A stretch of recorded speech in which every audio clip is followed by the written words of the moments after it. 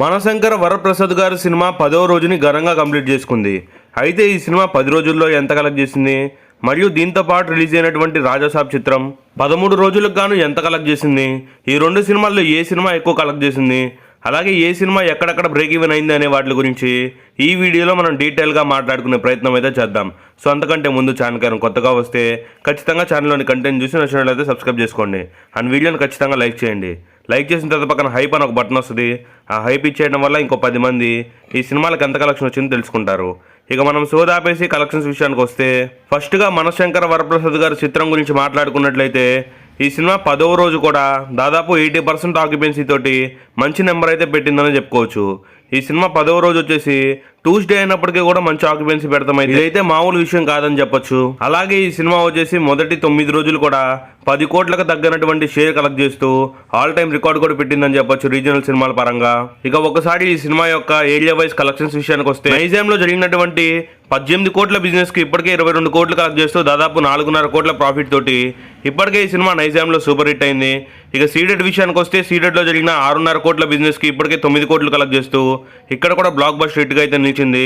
ఇక నెక్స్ట్ ఉత్తరాంధ్ర విషయానికి వస్తే ఉత్తరాంధ్రలో ఈ సినిమాకు జరిగిన బిజినెస్ 9 కోట్లు కావడంతో ఇప్పటికే ఇక్కడ కూడా 13.5 కోట్లు కలెక్ట్ చేస్తూ దాదాపు 5 కోట్ల ప్రాఫిట్ని తీసుకొచ్చింది. ఇక గుంటూరులో జరిగిన 6 కోట్ల బిజినెస్కి గాను 8 కోట్లు, కృష్ణాలో జరిగిన 6 కోట్ల బిజినెస్కి గాను 7.8 కోట్లు, ఇక ఈస్ట్ అండ్ వెస్ట్లో జరిగిన 6 కోట్ల బిజినెస్కి గాను ఇక్కడ 9.5 కోట్లతోటి ప్రతి ఏరియాలో కూడా బ్రేక్ ఈవెన్ అయింది. ఇక ఒకసారి ఆంధ్రప్రదేశ్ కలెక్షన్స్ చూసుకుంటే ఒక ఏపీ మొత్తం మీద 10 డేస్కి కలిపి ఈ చిత్రం 105 కోట్ల షేర్ మరియు 208 కోట్ల వరకు గ్రాస్ అయితే కలెక్ట్ చేసింది ఒక ఆంధ్ర నుంచే. నెక్స్ట్ ఇక తెలంగాణ కూడా అంతే. సో 105 కోట్ల వరకు షేర్ మరియు 209 కోట్ల వరకు గ్రాస్ అయితే కలెక్ట్ చేసింది. ఇక ఆంధ్ర తెలంగాణ మొత్తం మీద ఈ చిత్రం వచ్చేసి మొదటి 10 రోజులకు కలిపి 210 కోట్ల వరకు గ్రాస్ అయితే కలెక్ట్ చేసింది. ఇక నెక్స్ట్ అదే అమెరికా గురించి మాట్లాడుకున్నట్లయితే ఓవర్సీస్లో ఈ చిత్రం ఇప్పటి వరకు $3 మిలియన్ కలెక్ట్ చేసింది. ఇక్కడ బ్రేక్ ఈవెన్ టార్గెట్ వచ్చేసి $2 మిలియన్ కావడంతో ఇప్పటికే 1 మిలియన్ ప్రాఫిట్లోకి వెళ్ళిపోయింది. ఇక ఇక్కడ అక్షరాల 25 కోట్ల వరకు కలెక్ట్ చేసింది ఇప్పటి వరకు. అలా మనశంకర్ వరప్రసాద్ గారి సినిమా 10 రోజులకు కలిపి దాదాపు 280 కోట్ల వరకు కలెక్ట్ చేసింది. ఇక ఈ సినిమా బ్రేక్ ఈవెన్ టార్గెట్ 220 కోట్లు కావడంతో ఇప్పటికే 66 కోట్ల ప్రాఫిట్ తోటి సూపర్ హిట్ వైపు దూసుకెళ్తుంది. అండ్ లాంగ్ రన్లో ఈ సినిమా బ్లాక్ బస్టర్ అయ్యే ఛాన్స్ కూడా ఉంది. ఇంకా ఈ చిత్రం ఇంకో 70 కోట్లు కలెక్ట్ చేస్తే ఈ సినిమా రీజనల్ ఇండస్ట్రీ హిట్గా అయితే నిలుస్తుంది. మరి చూడాలి ఇంకో 70 కోట్లు వస్తుందో రాదో. ఇది ఓవరాల్గా మనశంకర్ వరప్రసాద్ గారి cinema 10 days collections box office report అయితే. ఇంతకీ ఈ సినిమా లాంగ్ రన్లో ఎంతవరకు కలెక్ట్ చేయొచ్చు అంటారో కామెంట్ చేయండి. ఇక నెక్స్ట్ రాజాసాబ్ విషయానికి వస్తే రాజాసాబ్ 13వ రోజు చాలా వరకు డౌన్ అయిపోయిందని చెప్పాలి.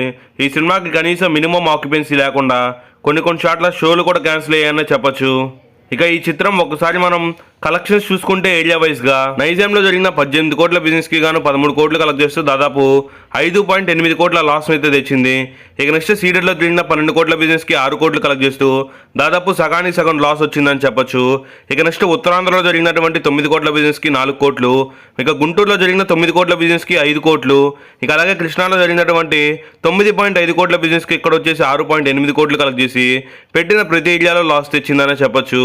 ఇక ఓవర్సీస్ కనుక చూసుకుంటే ఓవర్సీస్లో ఈ cinema break even target $2 million కావడంతో ఇప్పటికే $1.5 మిలియన్ కలెక్ట్ చేసింది.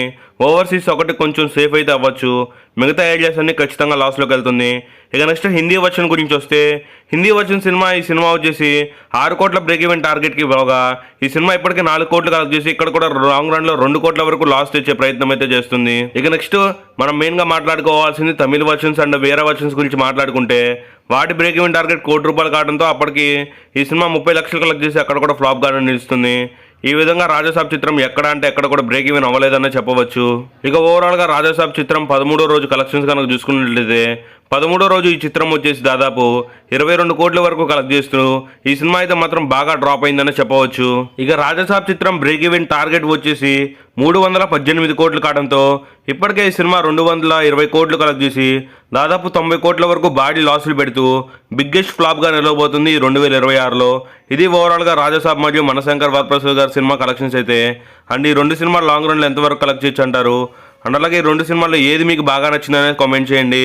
ఇది ఓవరాల్గా బాక్స్ ఆఫీస్ రిపోర్ట్ గురించి మళ్ళీ ఇంకో వీడియో అయితే కలుద్దాం. సో ఖచ్చితంగా వీడియో నచ్చినట్లయితే లైక్ చేయండి, సబ్స్క్రైబ్ చేసుకోండి.